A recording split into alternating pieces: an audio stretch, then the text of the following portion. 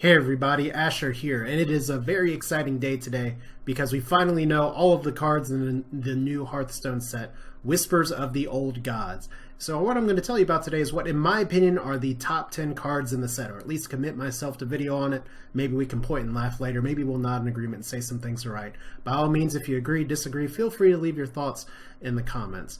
But I do want to go ahead and get started. I will give the quick disclaimer that these cards are in no particular order except for the first one. And the first one, very excitingly, is Cthulhu, 10 mana, 6/6, the sort of token card of the set, if you will, if only because everyone gets a copy, at least people who are at the launch event, for Whispers of the Old Gods. Now, the key point is not 10 for 6/6, that's pretty bad. There's two parts to this card to consider. First off, the battle cry is ridiculously strong. Deal damage equal to a minion's attack, or the minion's attack, so you cannot avoid that. The second part is that there are a bunch of synergistic cards in the set, so that you can buff up your Cthulhu to possibly ridiculous levels. So I guess the question becomes, is Cthulhu going to be too slow, too fast? Time will tell, but I do think there are going to be multiple Cthulhu-style decks that work, and work very well. So be on the lookout. That battle cry is going to make some pretty good trolling videos, I imagine. Next on the list is the card that Ben Brode on the reveal stream said was his favorite card in the entire set, Fandral Staghelm, who is one of the more interesting lore characters in World of Warcraft, but at least for Hearthstone purposes, 4 mana, 3/5, and more importantly, his effect. Your choose one cards have both effects combined. So that's pretty exciting. That means you can uproot your trees and taunt them. That means you can charge your bears and taunt your bears all at once. And the most exciting thing maybe for Fandral is that he's only 4 mana, so you can possibly play him at the end of the game with some other stuff as well, especially since Druid has Innervate as well. That's going to be part of standard format. So I think it is a very, very strong card, adds a lot of life, maybe even cuts back on the kick in the teeth to Keeper of the Grove a little bit. But very good card, very interesting. And to top it all off, every single card that has a combined effect has a new card art to it. So extra bonus there. Next on the list is Bladed Cultist, a 1 mana rogue creature. 1/2 combo, gain +1/+1. Now to step back for just a second, I do think that, or my opinion of this card is reflected a little bit on the change to Blade Flurry, which was super nerfed. At least will be super nerfed in the next patch. So I think Miracle style Rogue is on the way out the door for at least the foreseeable future. And we're going to have, if Rogue does come back to the fore, it's going to be more of a tempo style, it's going to be more of a death rattle style, but anything like that, creatures that are going to go on the board. And this is essentially a zombie chow, or at least an anti-aggro card, or a card that you can use to combo other things. And as a zombie chow without a counter effect, you just have to be able to combo it out. And a 1 mana card is generally pretty easy to combo. So 1 mana 2/3, that's going to see some play, especially in what's probably going to be the new rogue meta.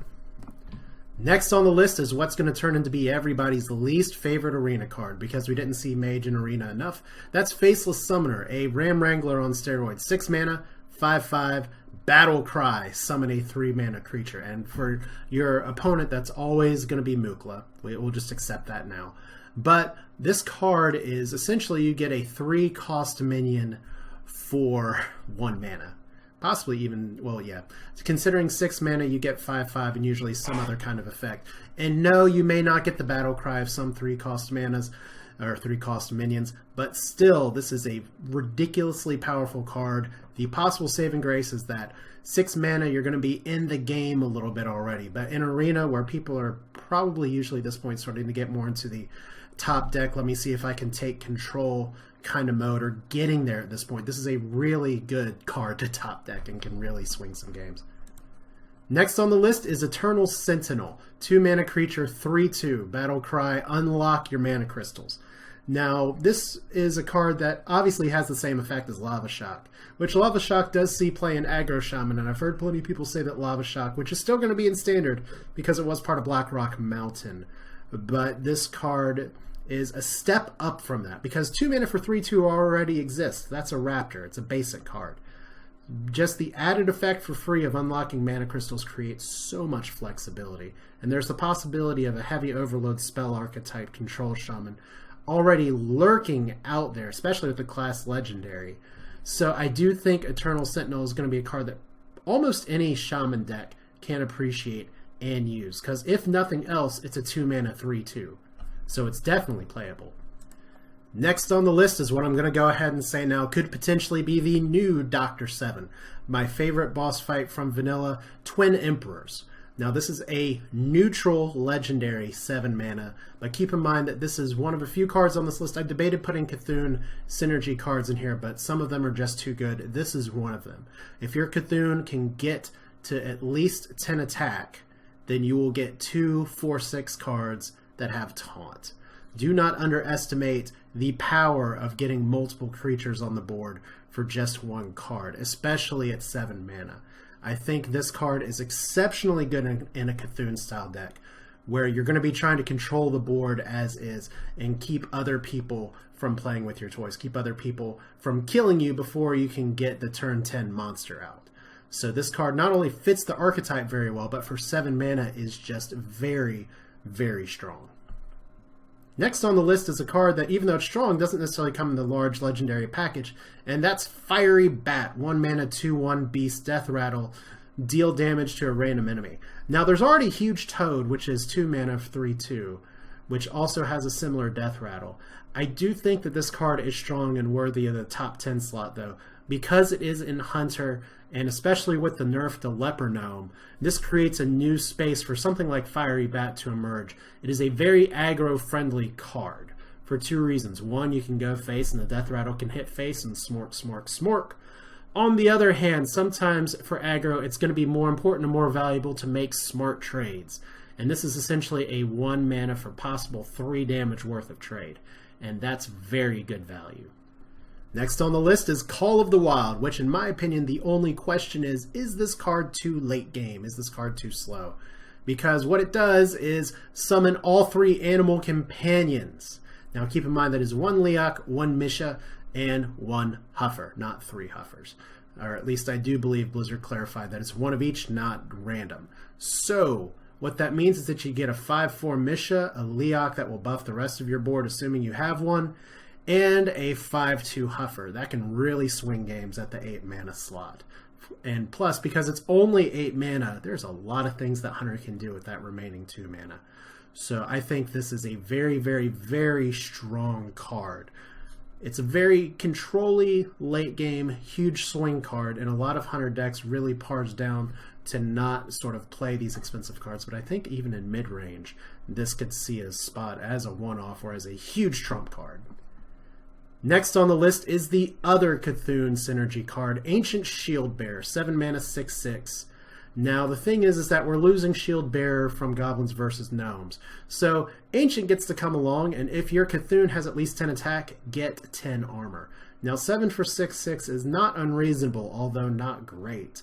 But getting 10 armor on top of that, Control Warrior loves that. Fatigue Warrior loves that. Get all the armor that you can, plus put a strong body on the board. So I think this is a card where, once again, Cthulhu, very control-style oriented, wanting to slow down the game. This card fits the archetype exceptionally well. So thus, it's on this list. Which leads us to the last one, and this is just a coincidence that the random number generator put it there. It is Deathwing, Dragonlord, 10 mana, 12/12. You can stop right there and say, it's Thaddeus without a big lead-up. You just play it straight out of your hand.